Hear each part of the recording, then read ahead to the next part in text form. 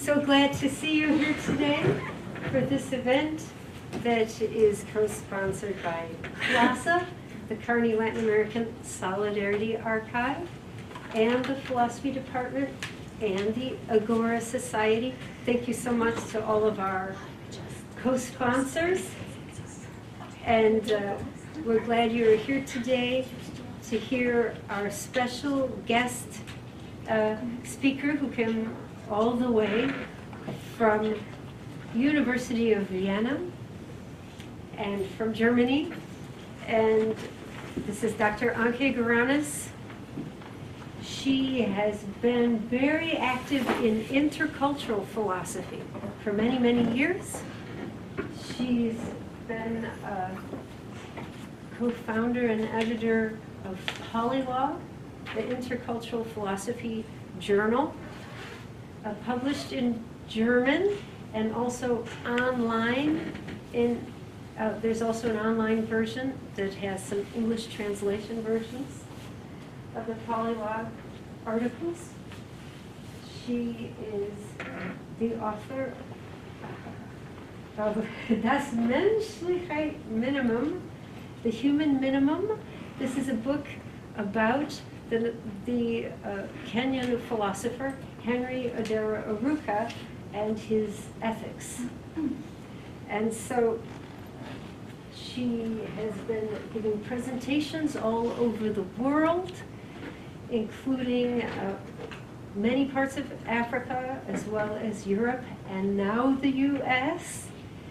And she has done research in Nigeria and many other countries in Africa. And currently, she's engaged in a big project having to do with ancient Egyptian philosophy.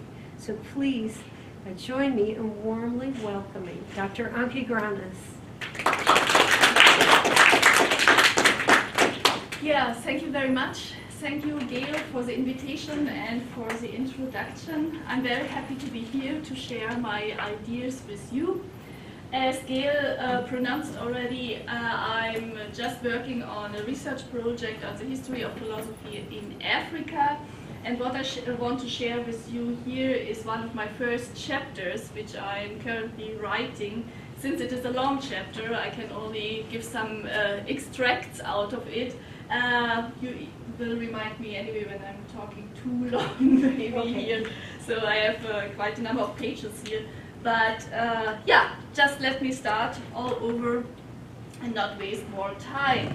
What I want to do is to introduce some of the basic texts from the ancient Egyptian tradition, analyzed under a philosophical perspective.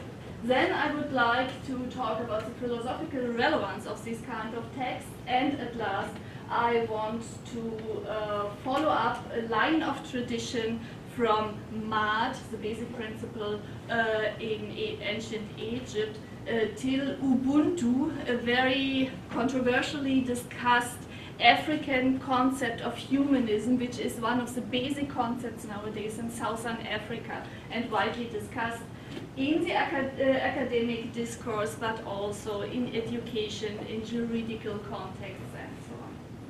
Well, while writing the history of philosophy as a long tradition in Europe, beginning with the descriptions of the teachings of various thinkers in Plato's dialogues, it is in the case of Africa a rather young discipline, especially in sub-Saharan Africa. However, Africa offers a number of interesting challenges for the discipline, such as the question of how to deal with oral heritage and philosophic sagacity in a systematic manner.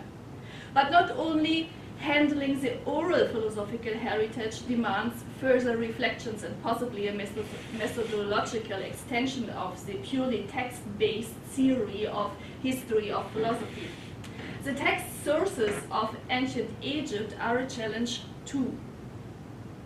There's an argument, latest since the 1950s, raised by Cheikh Anta Diop, the Senegalese Egyptologist, historian, and philosopher, that philosophy has its roots in ancient Egypt and predates European philosophy. As Humanity, the philosophical thinking too, originates from Africa. It emerged for the first time in ancient Egypt. This is the position of a number of philosophers and historians. The well-known is, of course, Cheikh Anta Diop, Mubabingo Bilondo, Martin Bernal, and the big discussion about Black Athena, Molefi Kete Asante, or Theophile Obenga. For Asante, it is a fact that the Egyptians were the first philosophers. And Imhotep, here a statue of Imhotep, which you will find in Louvre in Paris, is the first philosopher. He is dated about 2700 BCE and was the famous architect of the pyramids of Saqqara. He is, according to Asante and others, the first philosopher recorded in the world. Unfortunately, from Imhotep, we don't have any manuscripts. But his name is mentioned in a variety of later manuscripts. And in this he shares the destiny of Thales, for example. Thales of Miletus, who we don't have any written texts from him, but only records in later writings mentioning his name and telling stories about his teachings and his life. Asante even goes so far to design a portrait of Imhotep, showing him as an African Egyptian. Well, we don't have any evidence of such portraits, and we don't have more evidence of Imhotep than the later mentioning his names in other manuscripts. Well, Egypt is the oldest documented civilization in the world, where writing started around 3500 BCE, which is more than 5,000 years ago. It is already a remarkable fact that after 5 millennia, some manuscripts written on papyrus survived until today. Of course, we do not know if the papyri that came onto us have been the most famous works of their time, or if they have been not so highly regarded in their time. The chances of preservation are random. The texts which I have been choosing to introduce to you are dated back to the Middle Kingdom. Here a short overview over the history of ancient Egypt. So the texts we are dealing with are dated to the Middle Kingdom. Some are said that they come from the Old Kingdom, but the origin of the manuscripts which we have is from the Middle Kingdom, maybe 11th and 12th dynasty. This was a period which was characterized by struggles between the central power of the pharaoh and local rulers, by a highly developed bureaucracy, by civil unrest, and a chaos of interregnum. I have been choosing the 3 texts which I want to introduce here by the following reasons. All 3 texts provide an existing text basis of high quality in terms of almost complete manuscripts or the existence of different manuscripts which complete each other. This provides us with a rather firm basis in contrary to more fragmented texts. Second, all 3 texts have been translated several times by renowned Egyptologists into German, into English, or into French. A comparative study of the different translations reveals a broad common ground concerning the translation of basic categories as well as passages which differ significally in the translations. These differences can be taken into consideration in our analysis. And the problem of authorship, at least one of the texts seems to have an author whom we know by name. Now, the literary canon of Egyptian literature is commonly grouped into 3 genres. the narratives or tales and two types of wisdom texts, the teachings and the discourse. In the teachings, usually a wise father speaks to his son, sometimes it is a king speaking to his son, presenting his experiences in a didactic or reflective way. The way of how to lead a truly ethical life is the central concern of the teachings. While this form of wisdom literature is a monologue, the discourse is usually committed in form of a dialogue, often in form of lamenting the problems of life, the hardship of life. They are concerned with individual fears and problems of life, nature of mankind, and nature of eternity. The wisdom texts in particular express what is termed mad in Egyptian literature. The term mad is commonly translated as truth, order of the social world and of the cosmos, as ethical and moral rightness or justice. It is a counterpart to falsehood, wrong, disorder, and chaos. Here we have one of the usual pictures of images of the goddess Maat, which is always designed as a woman with wings and this feather on her head. Jan Assmann, one of the famous German Egyptologists, is describing Maat as I have been showing here. I want to show you his book, which is one of the only books which has been really trying to analyze Maat in all its dimensions. He mainly defines Maat as a term that interlinks human action and cosmic order, a term that sets law, morality, government, cult, and religious worldview on a common basis. And he sees Maat as a rather untranslatable term because it has such a big variety of dimensions that he is not translating the term Maat in his translations, but leaves the word as it is.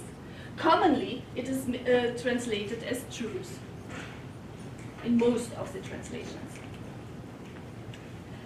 Well, I have been selecting now 3 texts which I want to go deeper inside and analyze it a little bit deeper.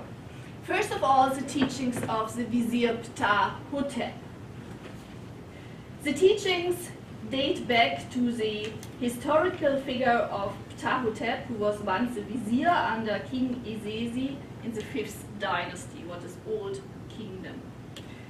But the earliest manuscripts we have are coming from the Middle Kingdom, from the 12th dynasty.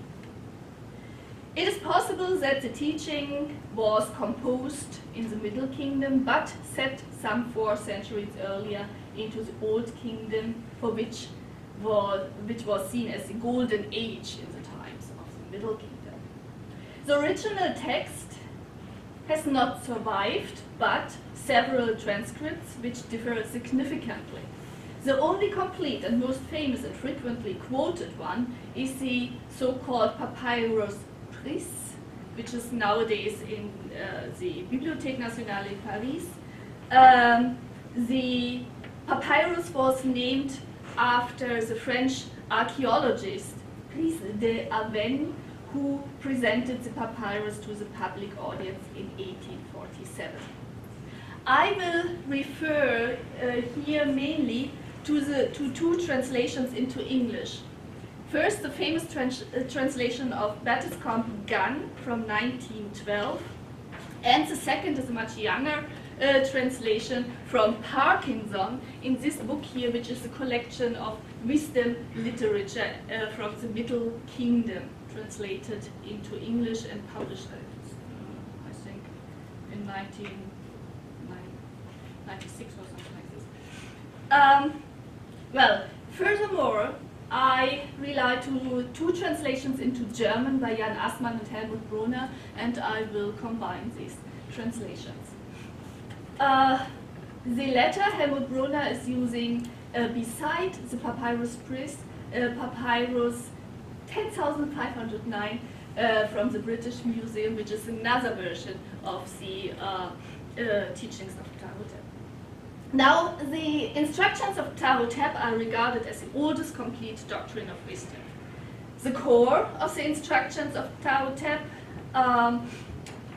is concerned with moral rules of conduct and adequate social behavior, duties towards superiors, duties toward equals, and duties toward inferiors, and the respect for Ma'at as the unity of the cosmos and society, order, and justice.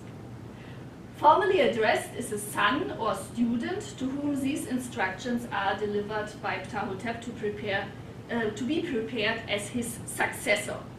For this reason, it is no wonder that many of the maxims speak about situations from the life of an official, the behavior in office, dealing with petitioners, table manners, and other things. Nevertheless, Ptahhotep tries to describe virtues that are adequate to the order of God in general. Modesty, justice, generosity, as well as self-control, truthfulness, and moderation are regarded as the idol of human action. Greed, cursing, and defamation are condemned.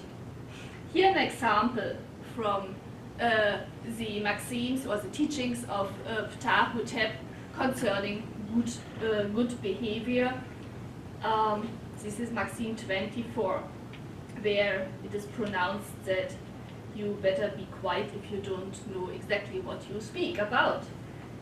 Or in Maxim 42, suppress your heart, control your mouth.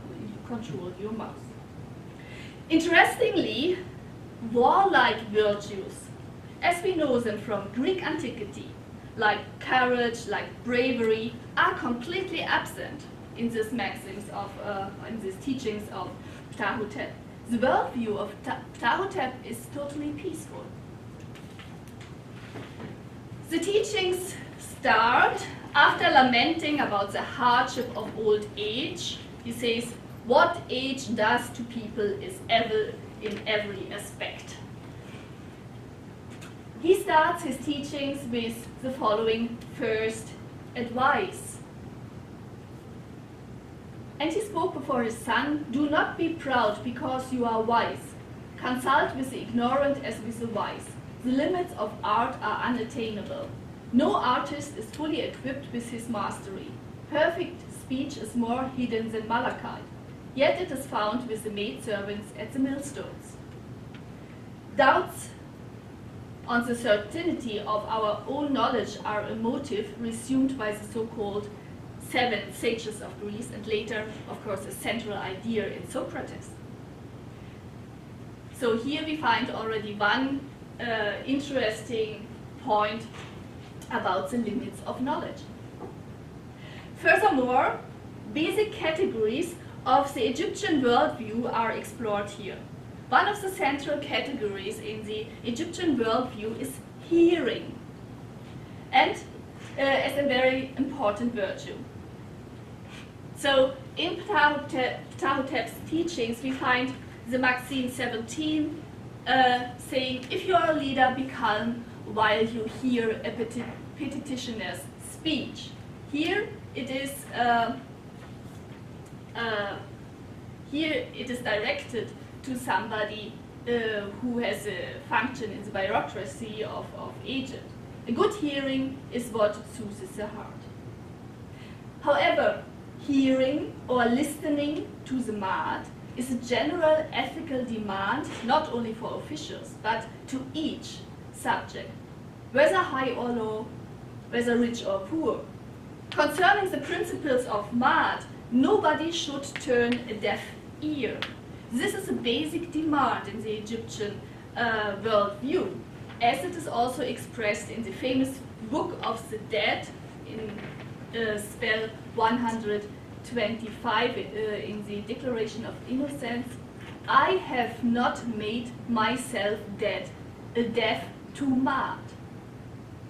The concern here is to be educable, Or, as it is stated at the beginning of the teachings of Tahotep, my hearing enter him and all honesty, speak to him. No one is born already knowledgeable. But who is deaf to Maat cannot be educated. The teachings of Tahotep offer an almost classical description of the importance of hearing. At the end of the text, 100 verses are praising hearing. Here are some examples. Hearing is excellent for the son who hears. Hearing enters the hearer. Someone who hears is loved by God. Someone hated by God does not hear. To be a hearer or non-hearer, what means to be a good person or a bad person, what means to behave according to the rules or not, both is inherent to man and depends on his or her decision. In consequence, hearing is not a passive behavior but should lead to lawful conduct. Someone who hears is loved by God. Hearing seems to be the precondition for being loved by God and to be blessed with a good and successful life. However, it is bad for those who are deaf. As for the fool who does not hear, he can do nothing, says Tahotep. He will see wisdom as ignorance, excellence as harm. He does everything detestable, so that he is complained about every day. So far, Tahotep.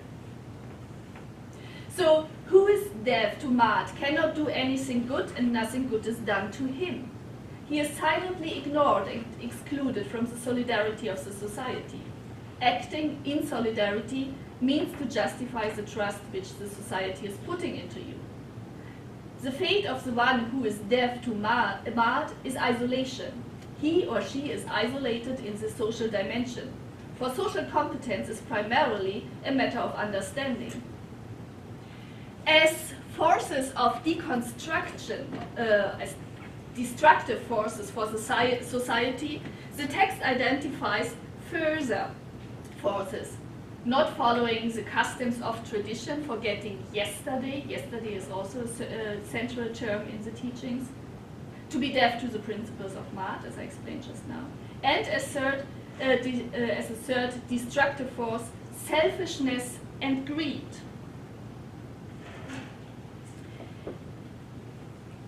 If you wish your condition to be good, save yourself from evil, he says. Beware of the selfish man's deed. It is a painful disease of an incurable. Or, later on, do not be selfish in division, do not be greedy, not even for your portion, do not be selfish against your neighbors, and so on. Or, it's middle here, or at the beginning, a man will last when he uses truth aright. Truth, in the translation of Assmann, kept as Maat, not translated into truth, but Maat. So, a man will last when he uses Maat aright. If Maat is the altruistic will of the community, then selfishness or greed is self-will, is egoism, which is opposed to a harmonious integration into the community and a culture of acting for one another, of listening to each other, of solidarity and common will. Selfishness creates unrest, disorder, and destruction. There's actually no real definition of what Maat is in an Egyptian text, but Jan Assmann suggests that a kind of definition of Maat can be found on the stela of Neferhotep from about 1700 BC, 13th dynasty, where we find the following sentence in the inscription. The reward of the doer lies in what he has done. It is Maat in the opinion of God. For Assmann, this is an expression of the need to act together and for each other. Jan Assmann concludes that justice is in the ancient Egyptian sense, it is in the first line a kind of connective justice, or as he says, justitia connectiva, which connects people to each other by creating a feeling of responsibility and trust. Men, educated in the principles of Maat, know to be responsible for their actions and speeches. Therefore, they are worthy to the trust of the others. Justice in ancient Egypt is not seen in the first line in its distributive or corrective dimension, as it is in the Greek tradition, for example. Just remember Aristotle and his writing on justice. But in its connective dimension, which gives meaning to our single actions. The Egyptian knows that he or she needs the other, and the human beings are depending on each other. Assmann calls this concept, following Levinas, who has been coining the term humanism of the other. Assmann calls this approach the Egyptian humanism of the other. The common good sense to be, on the one side, the common good seems to be, on the one side, to avoid all doing and speaking which might disturb the human interconnection, and on the other side, to do everything to keep and protect the human interconnectedness. Hereby, trust and the fulfillment of expectations are in the center of attention, not understanding. Responsibility and reliability are considered as the binding force of Maat. Now, the teachings of Tao Te were very influential for centuries. References and quotations you can find frequently in other manuscripts. And it can be traced back till the time of the young Christianity in the Nile Valley, as Helmut Brunner has been proving in his article Tao Te among the Coptic monks. Let me switch to another text now, the tale of the eloquent peasant. Another key text from the Middle Kingdom is the so-called tale of the eloquent peasant. However, mainly regarded as a tale, in the reading of Assmann and others, it is one of the central texts to give insight into the concept of Maat. The plot of the tale is the following.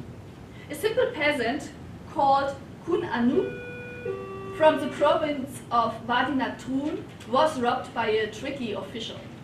On his way to the market where he wanted to sell products from his region, a man, this official, called Nemti Nakat, blocked the public path by spreading a sheet over the narrow way. In order not to step on his clothes, the peasant had to pass close to the field of barley, which belonged to this official. And here it happened that one of the donkeys of the peasant took a mouthful of barley. This was reason enough for the official to take the animals and all the belongings of Kun Anu as a kind of compensation and beat him away. The peasant now went to the first complaint in front of the man who refused to respond. Then he went to the high steward of his region called Renzi to petition. However, only a provincial peasant, he expresses his complaints about the injustice done to him in an eloquent way which aroused the attention of the king. The king commands that no response to be given in order to force the peasant to continue his speech, while secretly caring in the meantime for his family and sustaining them with food. The peasant assumes that his words are unheard, so he speaks on. At the end, the peasant's appeal comprises 9 petitions in which a single theme is variously and repeatedly expounded and explored in different ways, revealing new implications and associations of the fundamental subject matter, namely Maat, truth and justice. The peasant's complaints about a theft become an even larger complaint about the falseness of the world and a questioning of why society ignores injustice, as it is expressed here in one of the quotations from speech 2. Look, truth or Maat flees from under you, exiled from its place. The officials are doing evil. The standard of speech is now partial, and the judges snatch when it carries things off, and so on and so on. The arguments of the peasant reveal that the underlying norms and values of law as well as the underlying cosmic order are reflected consciously. His complaints are based on these norms and values.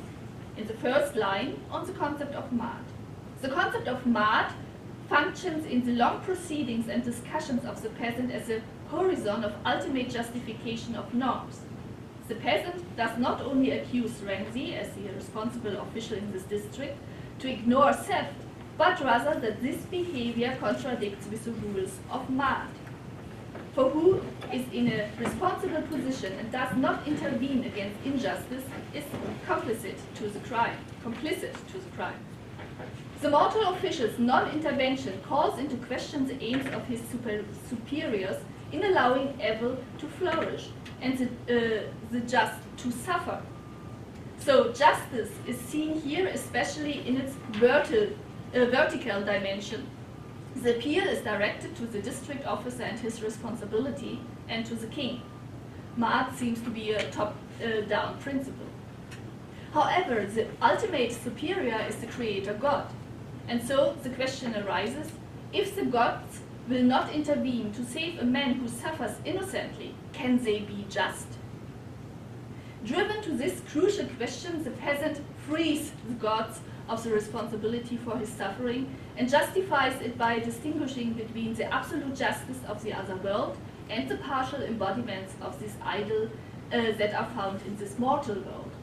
The belief that this world is imperfect and that man is both potentially perfect and inherently inclined towards chaos is implicit throughout his speech. His complaints culminate in the following sentence. There is no yesterday, meaning tradition, for the negligent, no friend for him who is deaf to truth, to Maat, no holiday for the selfish. Social memory is one of the basic categories here. The warning we find here, as well as in the teachings of Tao Te, is that if yesterday is forgotten, if the social memory is falling apart, the net of solidarity will be destroyed and the world will become a place of struggle of all against all. It is assumed that solidarity presupposes social memory as a horizon of motivation. Acting means to remember. Not acting or inactivity means to forget. Interestingly, we are confronted here with the link between a principle of reciprocity, acting for each other, with the dimension of time and memory. The need to act for each other is underlined in the tale as follows. Be not partial, do not listen to the heart, do not disregard one you know. Do not blind yourself against one who looks to you, and act for him who acts for you. Negligence, lethargy, in the sense of inactivity or in the sense of not acting according to the customs of tradition, yesterday. The forgetfulness of the social memory, deafness in the sense of not hearing to the principles of Maat, and greed as a community destructive force are categories which we have seen already in the teachings of Tao Te. As in the teachings, the role of hearing is several times underlined in the tale. So the peasant says, I speak so that you will hear. Hearer, you do not hear, so why do you not hear? You were appointed to hear cases, and so on. According to the peasant, the world is upside down because there is a judge who does not listen and someone who should judge is silent.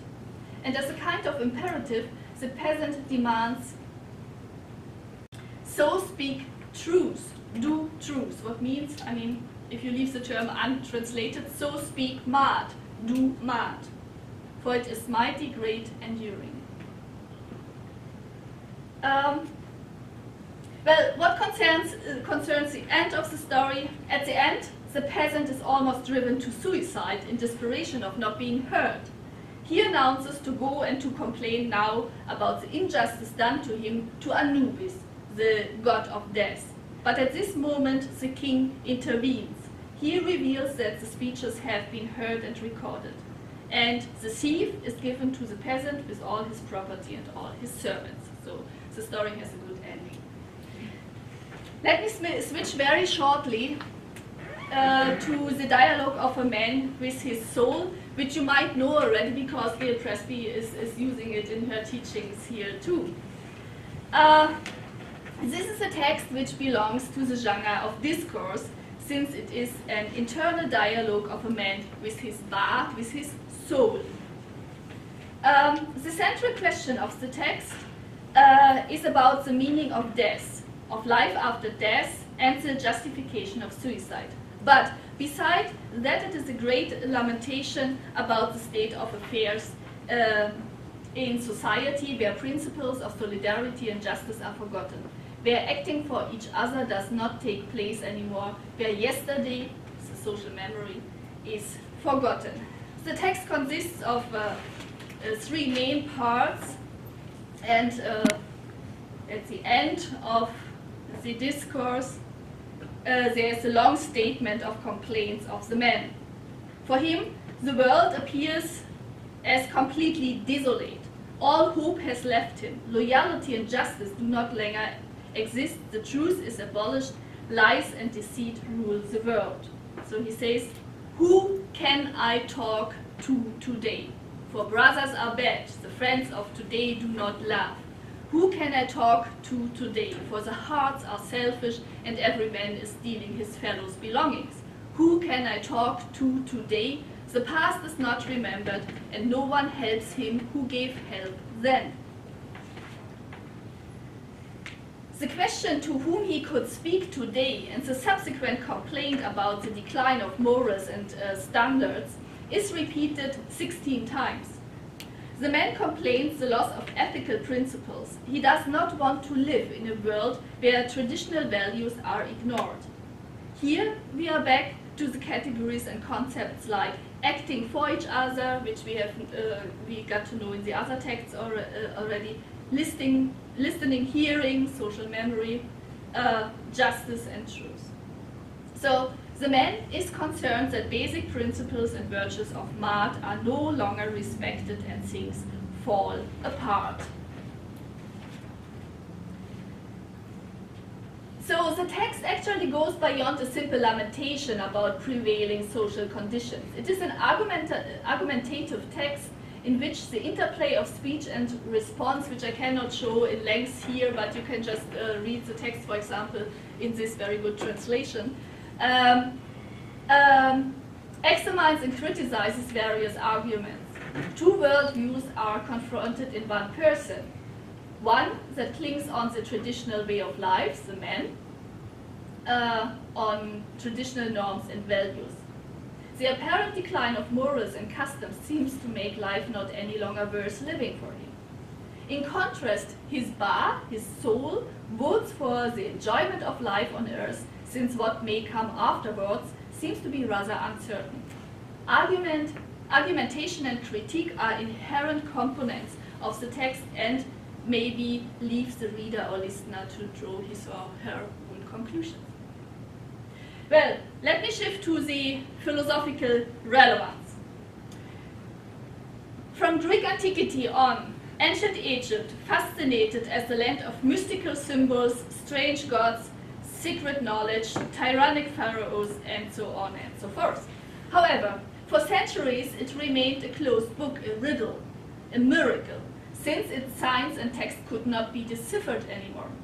The rediscovery of ancient Egypt, its knowledge, art, literature, laws, religion, can be dated precisely to the year 1822, when Jean-François Champollion deciphered the hieroglyphic script and made the text and inscriptions readable. Since then, a broad reception of manuscripts and inscriptions has taken place.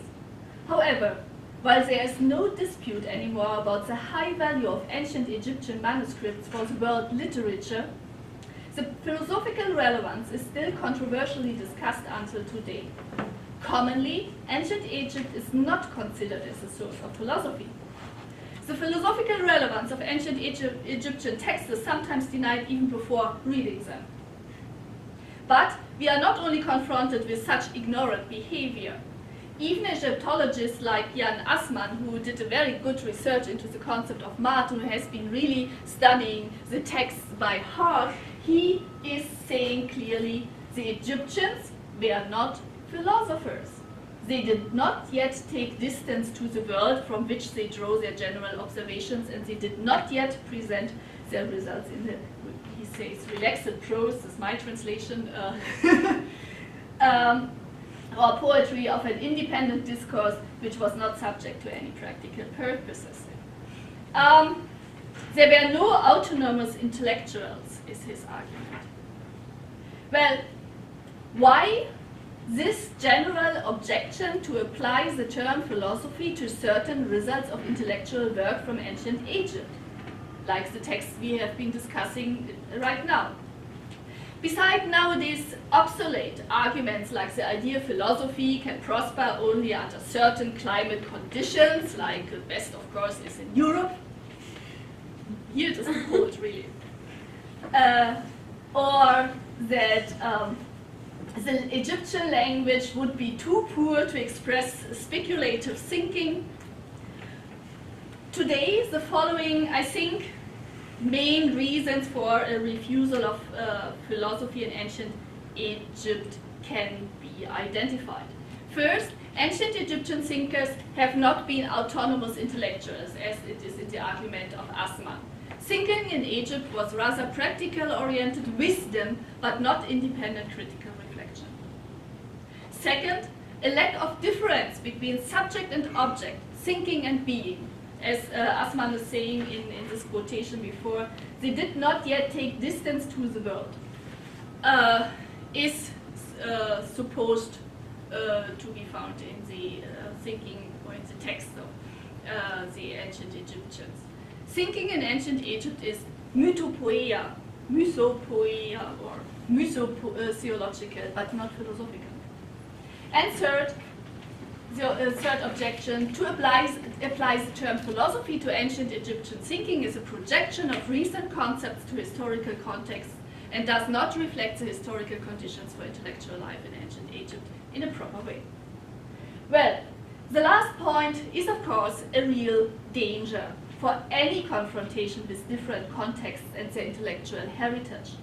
We have to admit that it is a challenge to apply the concept of philosophy to ancient Egypt, a historical epoch some 1,000 years before the Greeks coined the term philosophy.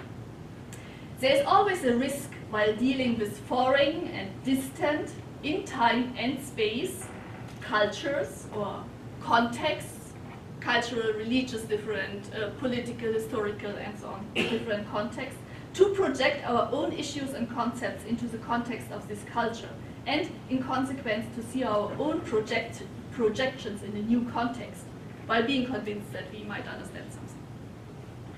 But what concerns the other two objections mentioned above, here the perception of the Egyptian text seems to be already preformed by two assumptions.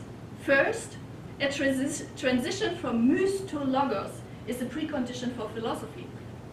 What has to be put into question? And second, that it happened in ancient Greece alone.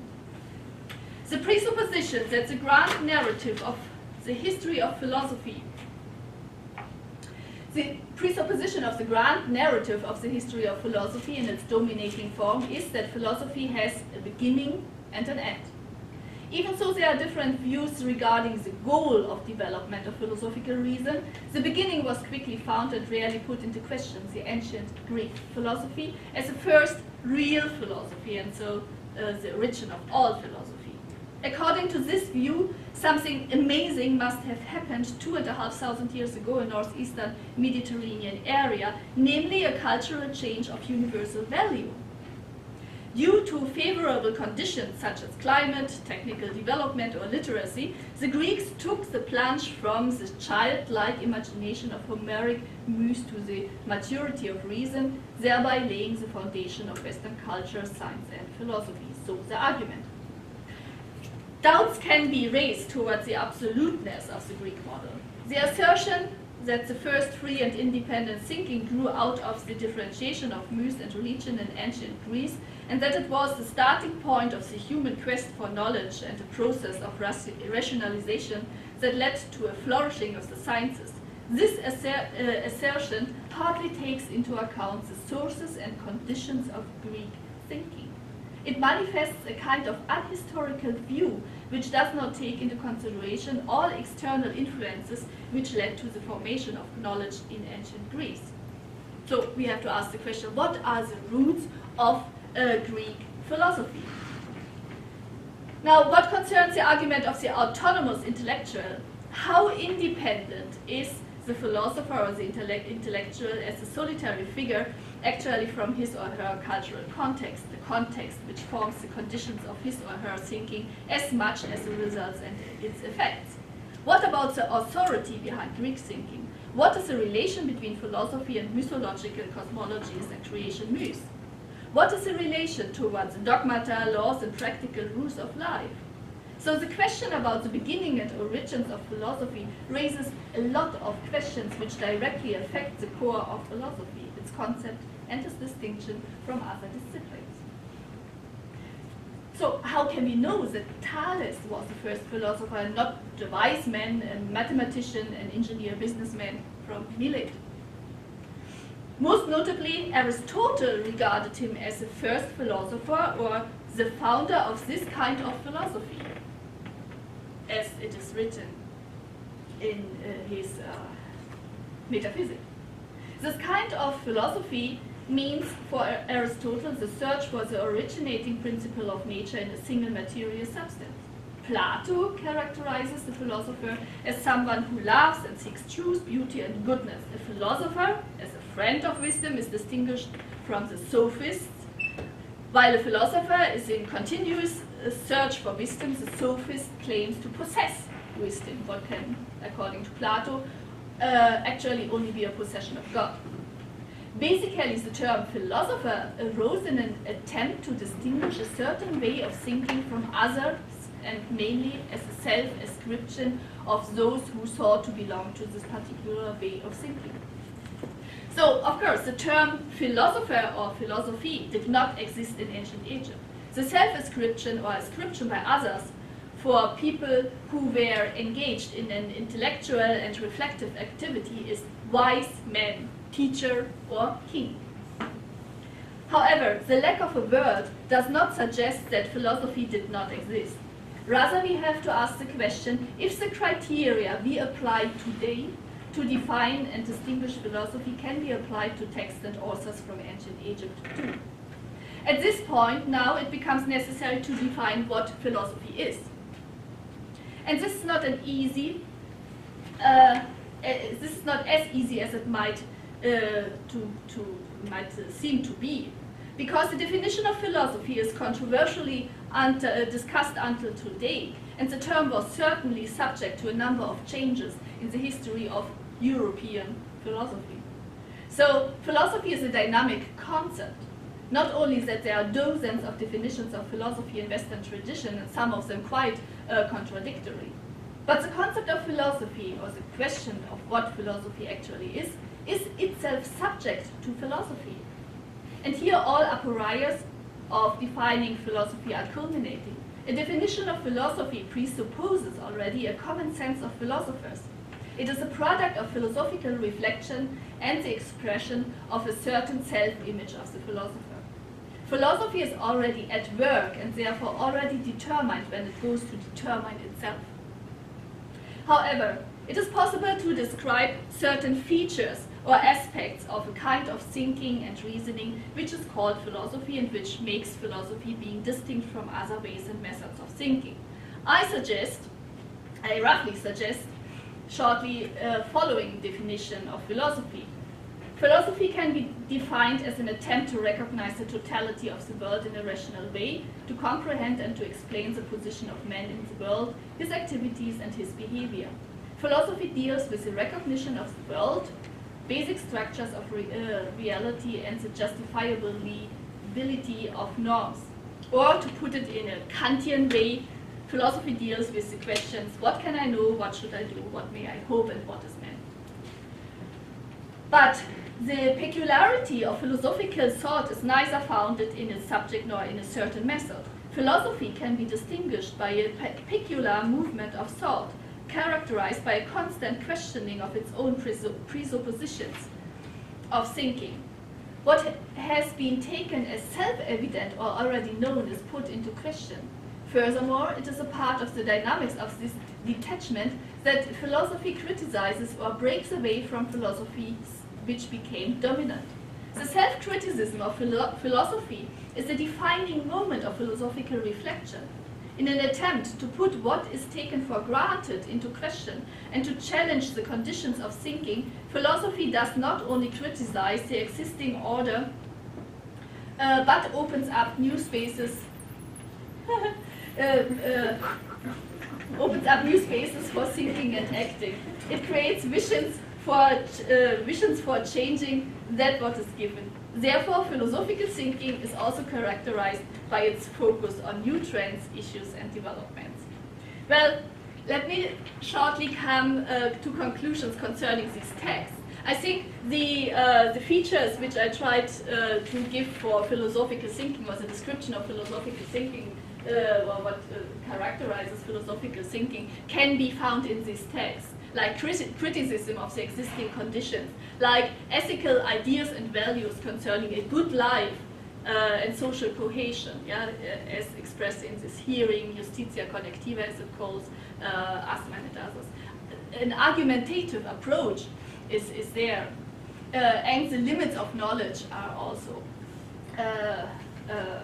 made the topic in the teachings, are a topic in the teachings of Ptahhotep. So I think it is justified to analyze the text under a philosophical perspective, not only to analyze the text under a philosophical perspective, but I think it is justified to call it philosophy, the text in ancient Egypt.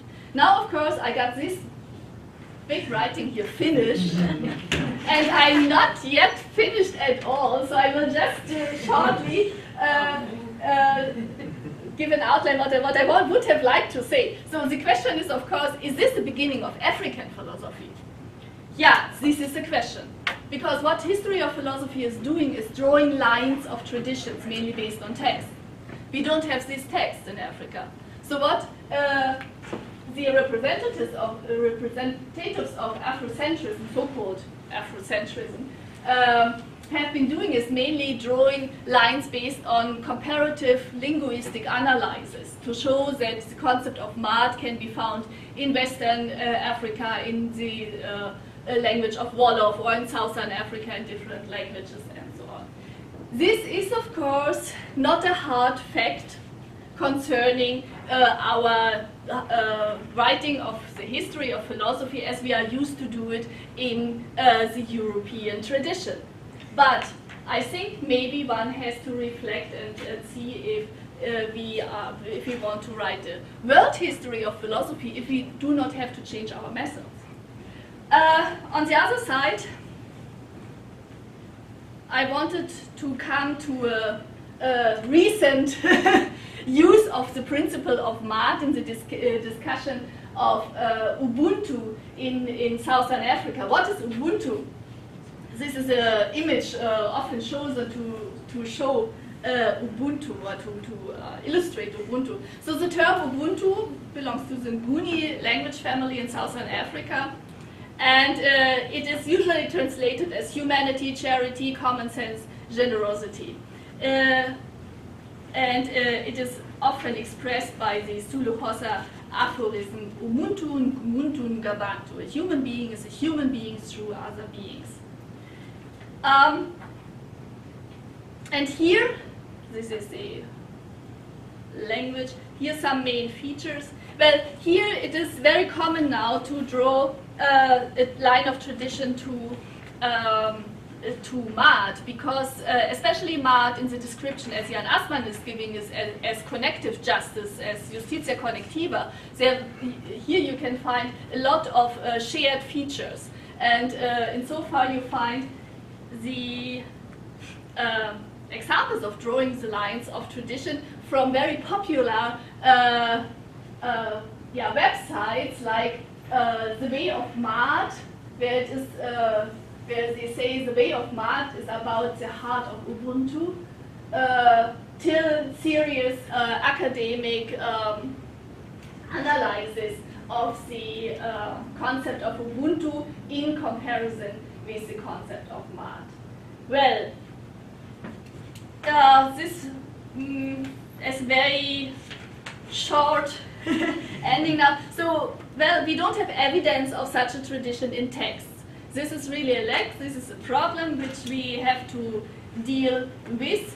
But I think that there's still a lot of work to be done in writing the history of philosophy, the world history of philosophy, and of course then Egypt has to be put in its right position, and I think Egypt is not only the source for African philosophy, the origin of African philosophy, but I think we can take Egypt as one of the source of the many sources of philosophical knowledge in the world. Thank you very much.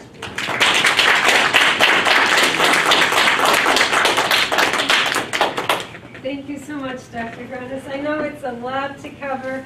I realize there may be some of you who will have to leave.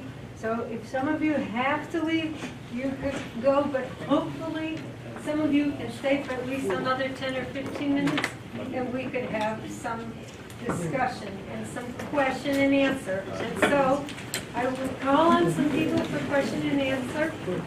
You have to go and understand. Oh, yes. I just have a question for your interest.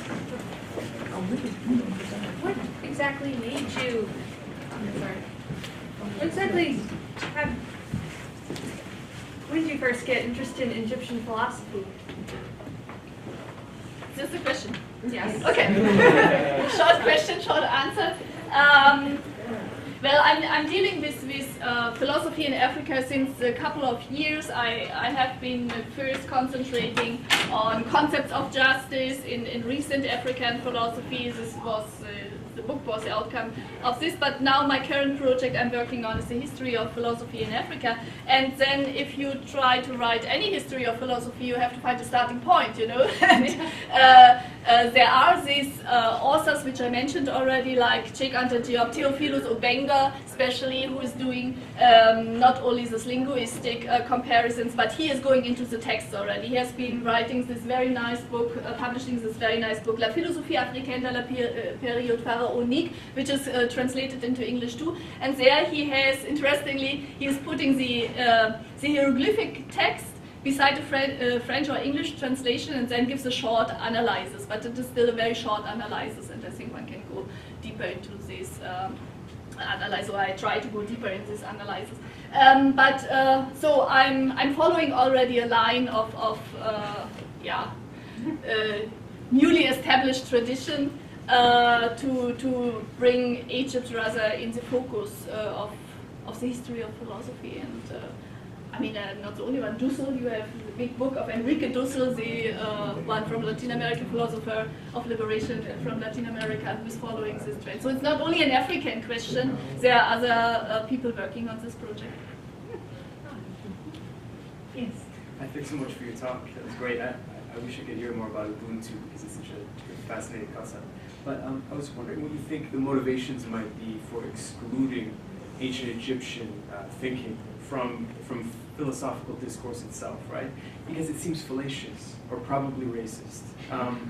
And I mean, because if I'm getting it right, it seems like what they're describing is that type of thinking is a direct living out of certain ideas, right? Which is the Greek understanding of phronesis, right? Practical wisdom, as opposed to just pure thinking, which is where you get into, you were describing speculative thinkers who wanted to exclude it as philosophy, and I'm thinking of Hegel, and you spoke of world history, right? At Weltgeschichte, where it's, he actually considers Africans to be a part of human prehistory. They're not a part of history, right? Yes. And that's just, flat, he was flat out racist, and I think everybody acknowledges that now, right? But it seems fallacious to me in another sense, because with the third point that you had about why we would exclude that thinking from philosophy, it seems to be just a definitional dodge. They want to say it's an anachronism to suggest that what that is falls under our idea of philosophy. But on the other hand, we're saying, okay, what is philosophy? It's the love of wisdom. Well, here are people focusing on Ma'at who loved wisdom. Oh, well, they're not really philosophy. You've just defined it differently so that you can exclude people. But I'm wondering, because I don't know about it, so I'll plead my ignorance and my humility, which is the foundation of all philosophy, it turns out, and just ask you, what do you think the motivation is for excluding? Motivations, yeah. I mean, I have been raising 3 motivations now for excluding. You're of course right. I mean, there's this racist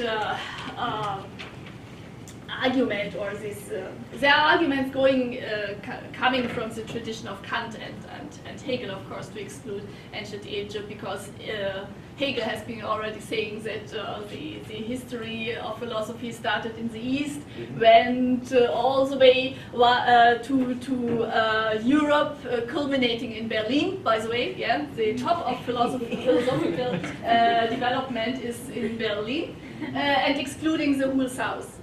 Also Africa. He has been just writing 10 pages about Africa, saying it has no history and we can leave this continent very quickly.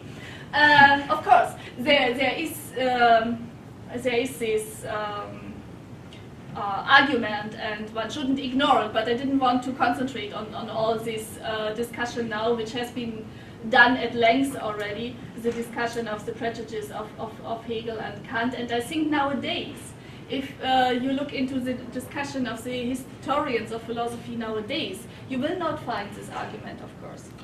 But it will be covered by other arguments like this, which I have been showing. You know, that there is no distance between subject and object. There is no autonomous intellectual, because all of these thinkers have been also priests, and they are deeply inside religious thinking and not independent philosophical thinking and so on. But maybe if you discuss their arguments deeper, maybe you will end up with some prejudice like this. But nobody would raise arguments like this nowadays anymore.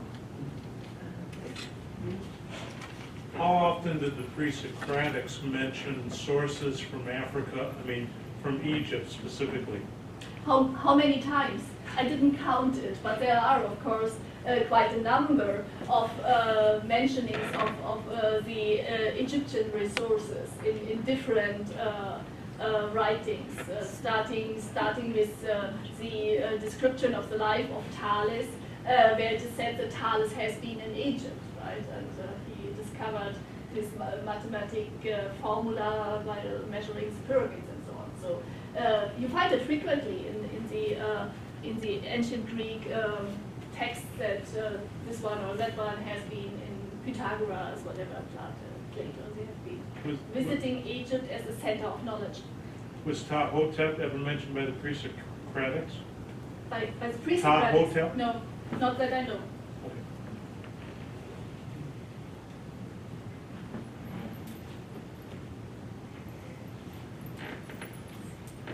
Did, if I could just bring it very quickly, in Plato, in his book about, when they were talking about Atlantis, and they talked about, I think, Solon traveling to Egypt, are there any outside of Plato books that, or writings of Solon or attributed to him, that describe a voyage to Egypt to gain knowledge other than the tale of Atlantis? I don't know. Sorry. Okay, I just remember there was saying that Solon had went to Egypt, and he had heard from a priest about this tale, and maybe there might have been something else. Yeah, I mean, interestingly, there was a consciousness about the roots of Greek philosophy in Egypt even till the Encyclopedia of Diderot, where you find, in Diderot, you find the entry Philosophie Égyptienne. And there he is writing about the loss of books while the libraries have been burned in Alexandria, and he is tracing back the knowledge till the Egyptian roots. So there was a consciousness about the roots of Greek knowledge or European knowledge before the Greeks, which changed then at around the end of the 18th, beginning of the 19th century. I mean, in the German literature, it is very clear to see that it was Telemann who has been writing the history of philosophy, who was the first one who started, I think, in 1798, and he started with the old Greek philosophers, not anymore referring to any Egyptian sources.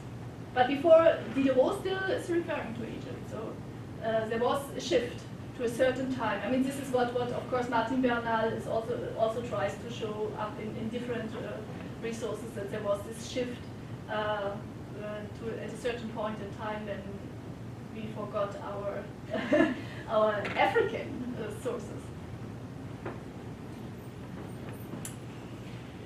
I just want, one more question. Okay, Yeah. our last question. No, I'm just thinking this whole idea of citation, the way we know it today, when did that really start? Because if I think of Fernando Soares, born in 1561 in Granada, where Spain was the hub of philosophical thinking, and how he influenced Hugo Grotius and the legal philosophy that came with that.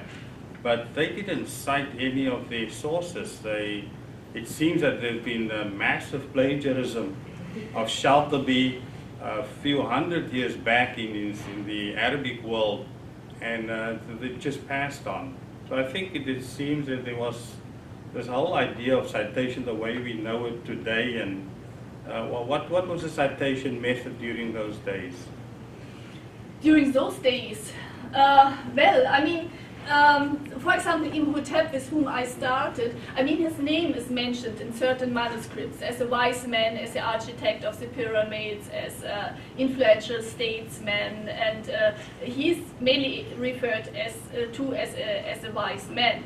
So, I mean, nobody is, in these manuscripts, as far as I know some manuscripts, and I know them also only from translations, because I cannot read the hieroglyphs. So there's no quotation, he said something, you know. So I think in the Egyptian tradition, there was not yet this tradition of quoting really somebody, but referring to somebody as a knowledgeable person. It might start then, this tradition of quoting, with the old Greek philosophers, where you have Socrates said, and then it is written what he said, you know. Or in the dialogues in Plato, this one answered, and then you have kind of quotation. So. We enjoyed it. Thank you very much. Thank you so much, Dr.